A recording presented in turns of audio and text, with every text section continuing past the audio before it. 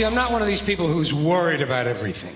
You got people like this around you. Country's full of them now. People walking around all day long, every minute of the day, worried about everything.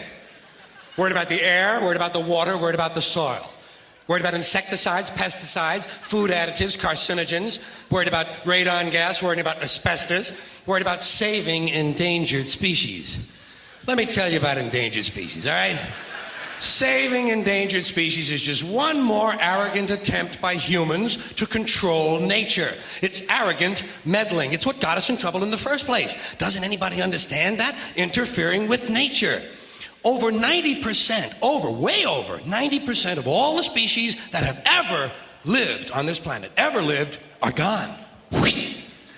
They're extinct. We didn't kill them all. They just disappeared. That's what nature does. They disappear these days at the rate of 25 a day. And I mean regardless of our behavior. Irrespective of how we act on this planet, 25 species that were here today will be gone tomorrow. Let them go gracefully.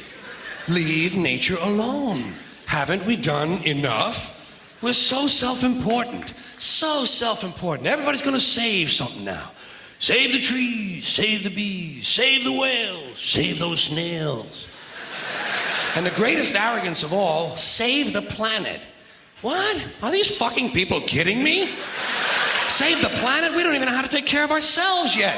We haven't learned how to care for one another. We're gonna save the fucking planet? I'm getting tired of that shit. Tired of that shit. Tired. I'm tired of fucking Earth Day. I'm tired of these self-righteous environmentalists, these white bourgeois liberals who think the only thing wrong with this country is there aren't enough bicycle paths. People trying to make the world safe for their Volvos. Besides, environmentalists don't give a shit about the planet. They don't care about the planet. Not in the abstract, they don't. Not in the abstract, they don't. You know what they're interested in? A clean place to live.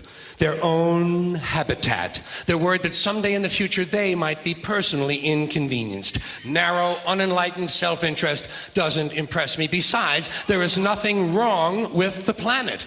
Nothing wrong with the planet. The planet is fine. The people are fucked.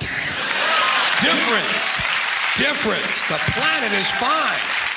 Compared to the people, the planet is doing great. Been here 4.5 billion years. Did you ever think about the arithmetic? Planet has been here 4.5 billion years. We've been here, what, 100,000? Maybe 200,000? And we've only been engaged in heavy industry for a little over 200 years. 200 years versus 4.5 billion.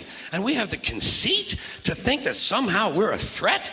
That somehow we're going to put in jeopardy this beautiful little blue-green ball that's just a-floating around the sun?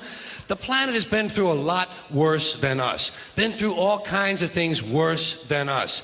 Been through earthquakes, volcanoes, plate tectonics, continental drift, solar flares, sunspots, magnetic storms, the magnetic reversal of the poles, hundreds of thousands of years of bombardment by comets and asteroids and meteors, worldwide floods, tidal waves, worldwide fires, erosion, cosmic rays, recurring ice ages, and we think some plastic bags and some aluminum cans are going to make a difference?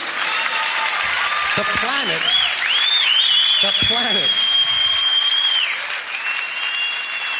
planet isn't going anywhere. We are. We're going away. Pack your shit, folks. We're going away. And we won't leave much of a trace either. Thank God for that. Maybe a little styrofoam. Maybe. Little styrofoam. Planet will be here and we'll be long gone. Just another failed mutation. Just another closed-end biological mistake. An evolutionary cul-de-sac. The planet will shake us off like a bad case of fleas. A surface nuisance. You want to know how the planet's doing? Ask those people at Pompeii who are frozen into position from volcanic ash how the planet's doing. Want to know if the planet's all right? Ask those people in Mexico City or Armenia or 100 other places buried under thousands of tons of earthquake rubble if they feel like a threat to the planet this week. How about those people in Kilauea, Hawaii, who build their homes right next to an active volcano and then wonder why they have lava in the living room?